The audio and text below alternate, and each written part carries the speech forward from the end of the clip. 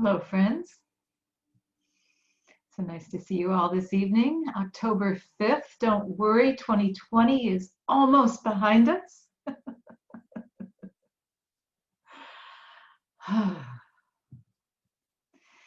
It's lovely to be together tonight. We have a sitting meditation planned, and then some walking meditation. And then we'll enjoy a reading of the sutra, which is the 5 ways of putting an end to anger. The 5 ways of putting an end to anger. And then I'll offer some words about who is the real president of our lives. And then we'll have an opportunity to share what is in our hearts, any joys and difficulties we have with our practice, or any insights we have on this evening's theme. So if you'd all like to make yourself comfortable in finding your seat. I see that we have some new folks with us this evening. I'd like to welcome those who are new and let you know that at the conclusion of our evening, we'll have an opportunity for you to introduce yourself. But please know that we see you and we're glad that you're here. And as we come into meditation, let's go ahead and just feel the floor or the earth under our feet. Let's feel the weight of our body in our seat. Find an upright posture with our spine so that we're able to lift and carry our chest and our shoulders comfortably without any tension. Your hands can be in any position.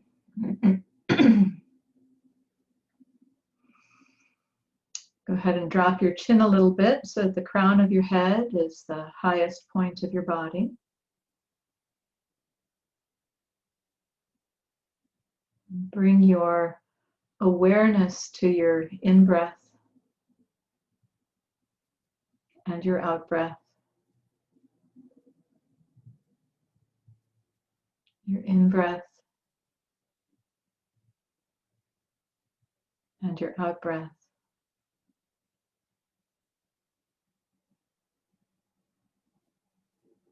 We use the sensation of our breathing as our anchor for our mind to rest. Just in noticing our breathing. It's a way of connecting our mind and our body into the present moment.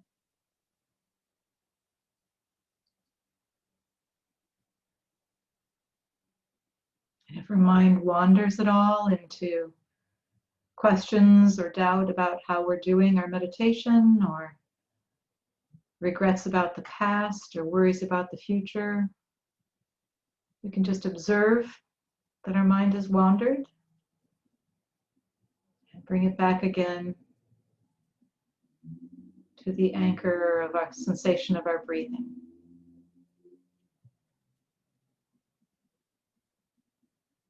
We'll sit like this for about 20 minutes in conscious awareness of our breathing, coming back gently when we forget.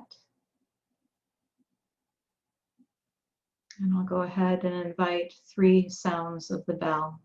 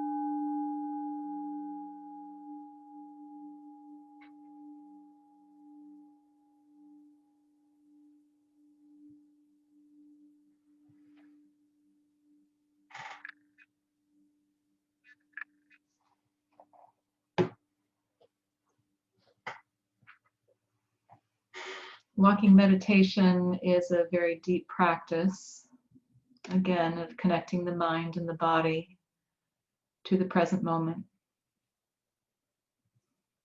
And we'll begin our walking meditation with the sound of a bell where we'll rise from our seats. On the next sound of the bell, we'll bow to one another. And on the third sound of the bell, we'll begin taking gentle steps. These are aimless steps.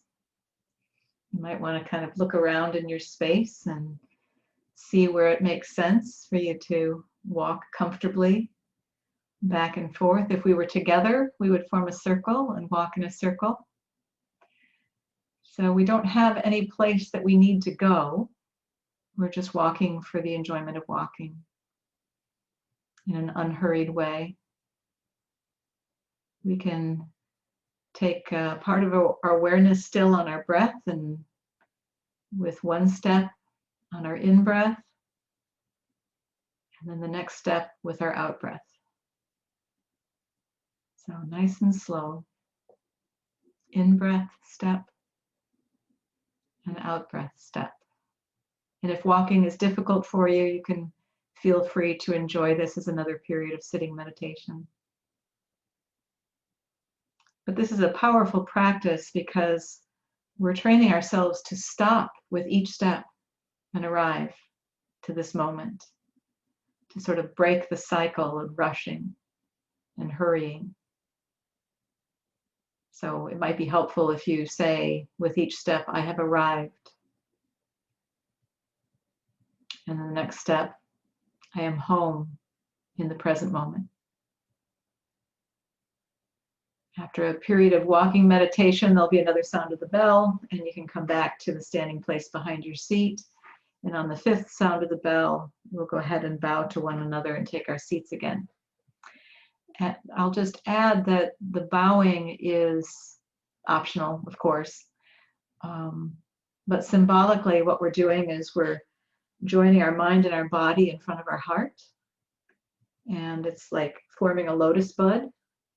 And as we bow, we're consciously aware that all of the people that are walking with us, that are here present with us, are capable of enlightenment.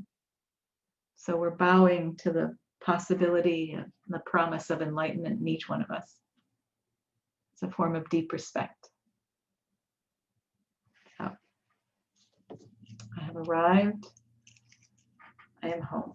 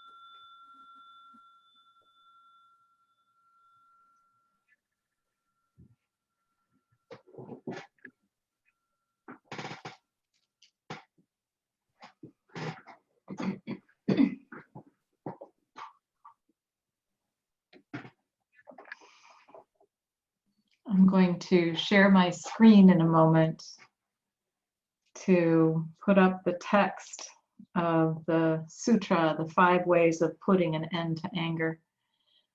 I think what I'll do to make things easy is I'll just go ahead and call on 3 people at a time to read maybe a section that they're comfortable with. If you were to visualize this text in your mind, it's about 1.5 pages. And maybe 2.5 pages, now that I think about it. Somewhere in there. It's not very long. But if I could just select 3 people, and if you'd like to take a pass, just say, pass, Heather, or wave and say no thank you, or whatever you'd like to do, and we'll get someone else to do it. So no pressure. And I'm just going to go by the order of my screen, so completely random. Let me get the shared screen going here.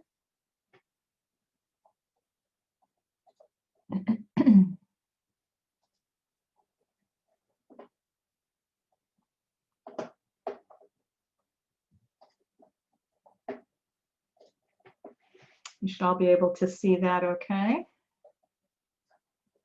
This is the discourse on the 5 ways of putting an end to anger. And let's go with Deborah Connor, Diane, and Ron as the first 3. Is everybody agreeable to that? You'll have to unmute yourself when the time comes. So it'll be Deborah, Diane, and Ron.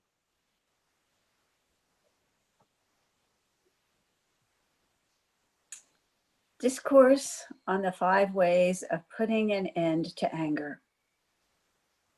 I heard these words of the Buddha one time when he was staying in the Anathapindika monastery in the Jeddah Grove near this town of Sharavansti. One day, the Venerable Shariputra said to the monks, "Friends, today I want to share with you the 5 ways of putting an end to anger. Please listen carefully and put into practice what I teach." The bhikkhus agreed and listened carefully. The Venerable Shariputra then said, "What are these 5 ways of putting an end to anger?" This is the first way. My friends, if there is someone whose bodily actions are not kind, but whose words are kind, if you feel anger toward that person, but you are wise, you will know how to meditate in order to put an end to your anger. My friends, say there is a bhikkhu practicing asceticism who wears a patchwork robe. One day, he is going past a garbage pile filled with excrement, urine, mucus, and many other filthy things. And he sees in the pile one piece of cloth still intact. Using his left hand, he picks up the piece of cloth, and he takes the other end and stretches it out with his right hand. He observes that this piece of cloth is not torn and has not been stained by excrement, urine, sputum, or other kinds of filth. So he folds it and puts it away to take it home, wash, and sew into his patchwork robe.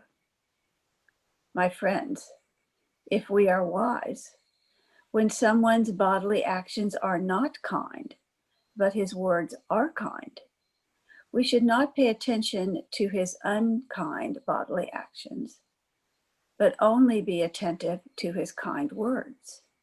This will help put an end to our anger. Thank you. Diane? My friends, this is the second method. If you become angry with someone who's... Can you hear me? Okay. If you become angry with someone whose words are not kind, but whose bodily actions are kind, if you are wise, you will know how to meditate in order to put an end to your anger. My friends say that not far from the village there is a deep lake, and the surface of that lake is covered with algae and grass. There is someone who comes near that lake who is very thirsty, suffering greatly from the heat.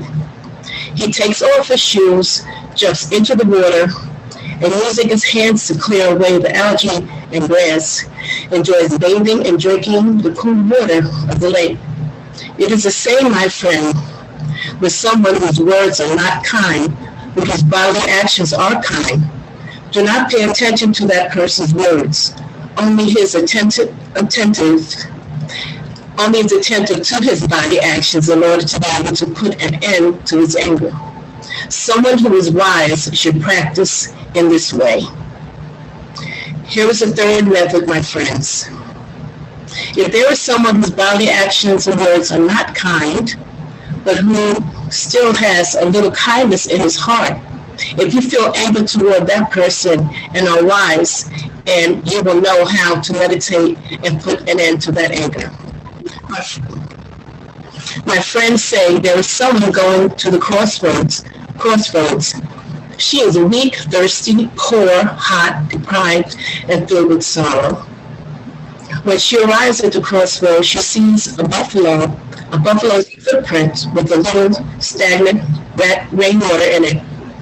She thinks to herself, there is a very little water in this buffalo's footprint. If I use my hand or a leaf to scoop it up, I will stir it up and it will become muddy and undrinkable.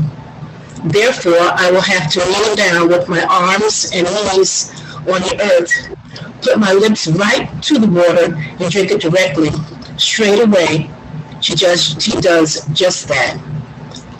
My friends, when you see someone whose bodily actions and words are not kind, but where there is still a little kindness in her heart, do not pay attention to her actions and words, but to the little kindness that is in her heart so that you may put an end to your anger. Someone who is wise should practice in that way. Is there more? Okay. Ron, would you like to read next? Sure. This is the fourth method, my friends. If there's someone whose words and bodily actions are not kind, and whose heart there's nothing that can be called kindness, if you are angry with that person and you are wise, you will know how to meditate in order to put an end to your anger. My friends, suppose there's someone on a long journey who falls sick. He is alone, completely exhausted and not near your village. He falls into despair, knowing that he will die before completing his journey. If at that point someone comes along and sees this man's situation, she immediately takes the man's hand and leads him to the next village, where she takes care of him, treats his illness, and makes sure he has everything he needs by way of clothes, medicine, and food. Because of this compassion and loving kindness, the man's life is saved. Just so, my friends, when you see someone whose words and bodily actions are not kind, and whose heart there's nothing that can be called kindness, give rise to this thought. Someone whose words and bodily actions are not kind, and whose heart is nothing that can be called kindness, if someone is undergoing great suffering, unless he meets a good spiritual friend, there will be no chance for him to transform and go to the realms of happiness. Thinking like this, you will be able to open your heart with love and compassion toward that person. You will be able to put an end to your anger and help that person. Someone who is wise should practice like this. Thank you. And one more person, perhaps Deanne, would you like to read the last fifth method?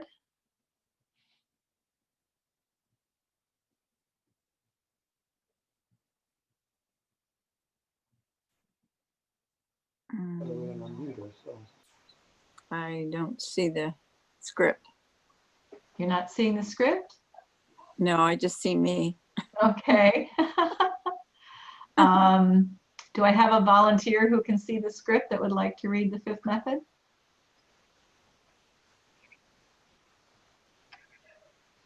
I'll be happy to do it. Thank you, Christina.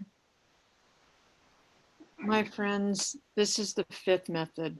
If there is someone whose bodily actions are kind, whose words are kind, and whose mind is also kind, if you are angry with that person and you are wise, you will know how to meditate in order to put an end to your anger. My friends, suppose that not far from the village, there is a very beautiful lake. The water in the lake is clear and sweet. The bed of the lake is even. The banks of the lake are lush with green grass. And all around the lake, beautiful fresh trees give shade. Someone who is thirsty, suffering from heat, whose body is covered in sweat, comes to the lake, takes off his clothes, leaves them on the shore, jumps down into the water, and finds great comfort and enjoyment in drinking and bathing in the pure water. His heat, thirst, and suffering disappear immediately. In the same way, my friends, when your holy actions are kind, whose words are kind, and whose mind is also kind, give your attention to all his kindness of body, speech, and mind, and do not allow anger or jealousy to overwhelm you. If you do not know how to live happily with someone who is as fresh as that, you cannot be called someone who has wisdom. My dear friends, I have shared with you the 5 ways of putting an end to anger. When the bhikshus heard the Venerable Shariputra's words, they were happy to receive them and put them into practice.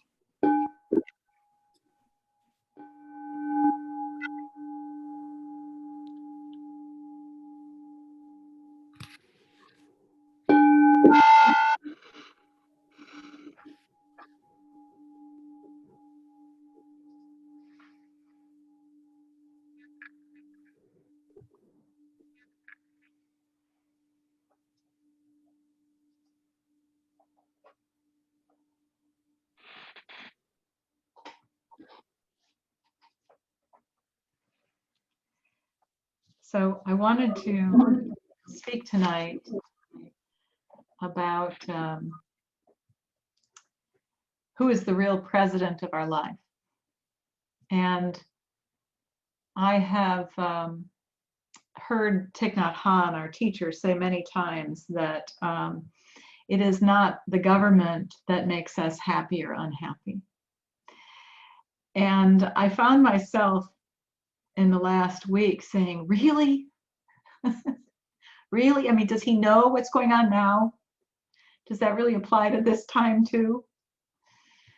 And then I remembered that, of course, Zen Master Thich Nhat Hanh was a Buddhist monk living and working in the midst of the Vietnam War, where he was extremely challenged by the governments around him. And so I thought I'd look a little more deeply into this teaching to sort of refresh it for myself. And I came across a talk that was offered by Sister Chan Jun Yim at the Lower Hamlet in Plum Village in France. And it was in 2017. It was for a different time, a different audience. But there were things about that talk that started to inspire me. And so I just want to honor her insights as being quite influential in this particular talk. So who is the real president of our life right now? And the other questions is, where is our president of our life leading us? And do we like the direction that this president is taking us in? And also, do we have a say personally in this very intimate influencer in our life as to what the direction is? And I think it's a really, I'm using this metaphor of president because I think it's a really important time for us, for me, to get really clear on who has the controls over my happiness our happiness and our suffering. And perhaps this president of our life, this force, can be made happy, can be nudged to be more compassionate, can be kinder, and that would be quite healing for us personally and for those around us. So our body is the home to our mind all the time. Our mind lives in our body. And I'm just going to invite the sound of the bell one more time, and let's go ahead and take another mindful breath.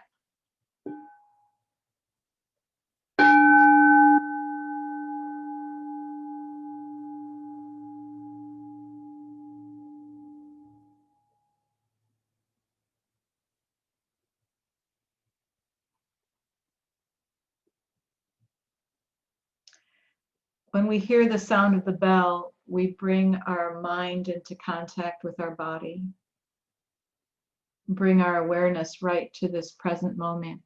And then when we're present, this is the act of being mindful, being aware and alive in this moment. And as mindfulness practitioners, what we're training ourselves to do is bring our mind home to our body again and again and again throughout the day.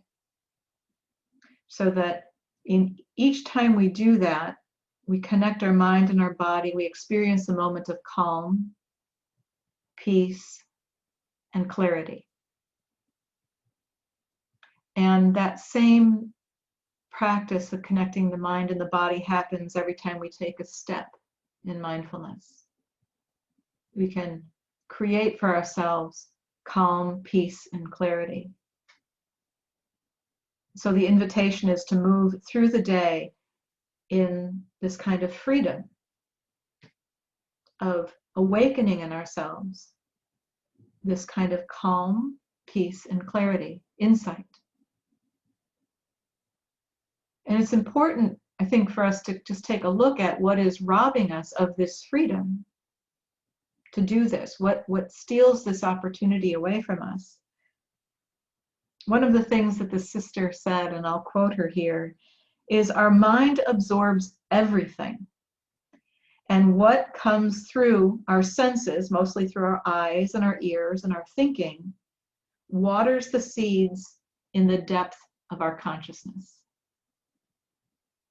So this raises for me sort of the image of our mind being this sponge, and everything that's coming is getting saturated into our mind and into our consciousness. We're absorbing it all. And everything that comes in waters a seed of potentiality. So it could be something that comes in that's a seed of happiness or inclusivity, understanding or compassion. Or we could be taking in and watering seeds of irritability, anxiety, anger, discrimination, and exclusion. There's no filtering mechanism here yet, because what comes in is just watering the seeds. And I had a sense this week that what was happening, particularly since I was traveling and I was glued to my phone and there was so much happening in the news and I kept trying to catch up and understand and make sense out of things, that I was actually experiencing an ethical injury. That what was happening in our collective life in society was not only painful, but it was damaging to me. It was hurting. And that our society was watering seeds of potential in me that were creating anxiety and fear. And I was the one that was letting all that in. perhaps like me, you've been sort of mesmerized with this slow motion collective train wreck that we've been in the United States. There's been, of course, the issues around race and the protests and the militia responses. There's been the fires and the environmental ruin. There's been the growing coronavirus that is expanding exponentially, and the economic ruin, and the political debate and discord and confusion now over leadership.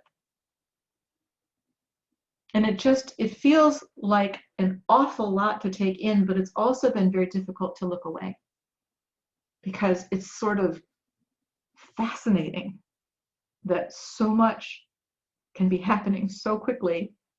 And so I needed the reminder for myself that what goes in this sponge of our mind, deep down into our consciousness, what goes in is also what comes out again and affects us. It gives us, in this kind of scenario, it gives me anxiety, it gives me fear, it gives me anger, all of those impatience and dissatisfaction, all of those things were being watered. And I saw these kind of responses I was having as symptoms of ethical injury. They were symptomatic of ethical injury. So whatever it is, the object of our focus is the object of our attention, that waters the potentials or the seeds in us. And when we look around, wherever we are in any given moment, we can see that there are many different things that we can contact with. So we can contact the sound of the bell. We can contact the safety and comfort of our home. We can contact the quietude of the evening. We can contact the miracle of electricity, that we can all be together. So there are so many choices in any given moment of things that we can take our attention to and contact. And actually, this brings us to, how in Buddhist philosophy, there's a lot of categorizations of stuff. And one of the categorizations is the 5 universal mental formations. And this is useful because they include this concept of contact and then awareness. So there might be the contact, the sound of the bell that reaches our ear, but then there's the awareness of turning and tuning into it. So that's the first mental formation, the contact. The second is the awareness. The third is the feeling that is evoked from the sound of the bell. The fourth is the perception of the meaning of the sound of the bell. And then the fifth is the volition, or the intention that grows out of that. Contact, awareness, feeling, perception, volition. The 5 universal mental formations. And these 5 are always together. They happen always together. And they are present in any mental formation that we experience, any response or any result that's happening in our lives. There's the contact, the awareness, the feeling, the perception, the volition. In that pattern of contact, awareness, etc., it is the awareness piece that is watering the seeds of potential. So we can contact many things, that's our choice, but the awareness, what we devote our awareness to, is what waters the seeds. So waking up this morning, I came into contact with many things. First was the presence of my beloved. It's my 35th wedding anniversary today. And so my beloved was there. The dogs were happy and jumping on the bed. There were the sights and sounds of the neighborhood. Then pretty much following that were the responsibilities of the day. And of course, the news feed is always kind of back there in my mind. What did I miss? What do I need to catch up on? And when I finally, I chose when to open the news up, but I noticed that when I did open the news up, I have a pattern that arises, which is, oh, they're doing it again. It's happening again. Equals annoyance. And the very fact of tuning in my attention to that waters the seeds of annoyance. Now it's a bit of a habit. It's becoming a well-traveled path for me. Jumping into my responsibilities. I have developed the habit of saying, oh, I have so much to do. Can I get it all done? And I water the seed of worry again. Pressure, stress again.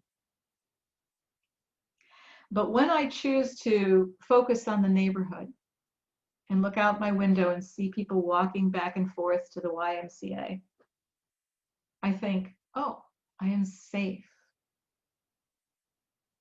I am with people who are healthy, who are friends, who are enjoying the beautiful day. And I water the seeds of peace and confidence in myself.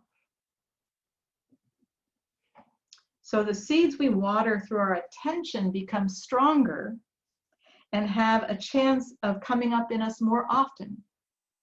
So this is part of the art of living, is choosing which of the seeds we're offering, putting ourselves into control of that, and developing habit energies, or developing the inclination of our mind to kind of follow a certain pattern of wholesomeness and healing. And this is very much a way not only of taking care of the present moment, but of taking care of the future as well. Because as we're taking good care of the present, the future is taking care of itself. We're creating patterns of ourselves that are wholesome. The interesting thing about this, when you look deeply into it, is that we all have the same seeds. We all have all of the seeds of possibility. But we each have a different strength to the way those seeds have been watered in us. I want to also talk about two kinds of attention. We talked about contact, attention, feelings, perception, volition. Now let's break it down a little bit more into two kinds of attention. First is appropriate attention. And these are the ways that we devote our attention to things that lead to well-being for ourselves, other people, society, the earth. So appropriate attention is actually nourishing to ourselves and others. The second kind of mental attention is inappropriate, and that is the kind of attention that leads to ill-being, our own ill-being, and again, the ill-being of those around us and society and the earth.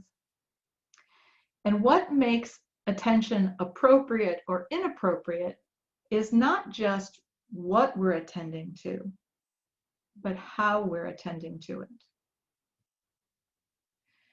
Can we see in what we're attending to the many causes and conditions that have given rise to the manifestation of this object of our attention in this moment?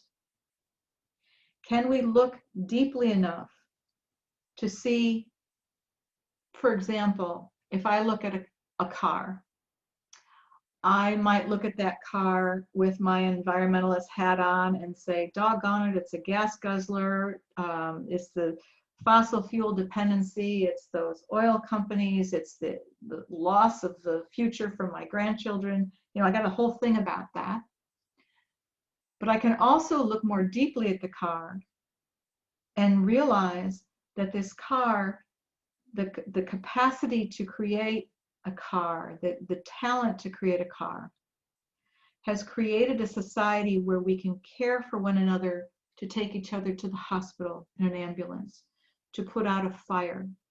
That same concept of the engine creates helicopters that can put out fire retardants. You know, so there's like good and beautiful things that have come out of the design and the existence of cars manifesting. And so if I can look not only at the what, but the how this has arisen, all the causes and conditions, you know, the full picture of the thing we call car, then I have the opportunity to have appropriate attention, to understand a thing so deeply that it can lead to the well-being of myself and others, either because I understand more deeply its beauty, or because I understand more deeply how it manifested and how we can help to change the causes and conditions so that it ceases to manifest. So can we learn to address and look at the causes and conditions? You know, and some politicians, they make us happy, and some politicians make us deeply unhappy. But again, can we look more deeply into the causes and conditions that have given rise to the politician at this moment, to understand what the workings of that are, and to provide healing and transformation on a deeper level? Kazu Haga is an author that some of us were able to hear speak a few weeks ago. He's the author of Healing Resistance, and he spoke about this concept in nonviolent communication that I think is really relevant here. So we have people that we are often angry at or express aggression towards. And then we have conditions in society that oftentimes are very sympathetic towards. We might be very uncomfortable by someone panhandling, but we might be very understanding about the causes and conditions of poverty and actually bring our righteous indignation to the righteous. So the problem is we bring our righteous indignation to the person and our compassion to the condition. Where in nonviolent communication, what we need to do is bring our love and our compassion to people, and our righteous indignation to the causes and conditions that are creating and manifesting this situation. So this practice of appropriate attention is very important in our mindfulness practice, looking at what it is that is the focus of our awareness and how it is that we're looking. So it's our mindfulness practice that gives us a vote as to whether the real president of our life is appropriate in their attention or inappropriate. How is this leadership in our own body and mind directing us? And so we practice mindfulness in these moments of awareness with each breath and each step. So we learn to string these moments of clarity and peace and insight together like pearls on a necklace. And that we become inhabited by our own conscious awareness. And then we are solid and free in our appropriate attention. We can dial in our focus with awareness. We can pull, I think of it a lot like a camera, dialing it in, pulling it back, zooming in, and then going a little deeper still, pulling back, we will know how to look, where to look, and to look with insight. Or as practitioners, if we find ourselves, as I did recently, sort of like missing that appropriate awareness and getting caught up in the inappropriate and unwholesome to the point I was experiencing ethical injury, we can catch ourselves. And we know how to come back and begin again the process of nourishing ourselves and taking care of our minds and our bodies. So as the president of our own lives, we can take care of our mental attention through mindfulness. We can incline our mind towards watering seeds that are healing and insightful and nourishing for ourselves, those around us, and society. And we can practice making choices of where we place our insight and applying our deep knowing to the causes and conditions of this moment. So I'm going to stop there, but I want to turn off the recording at this time and open the floor for each of you, if you are be inclined, to share what is in your heart or in your experience about this topic.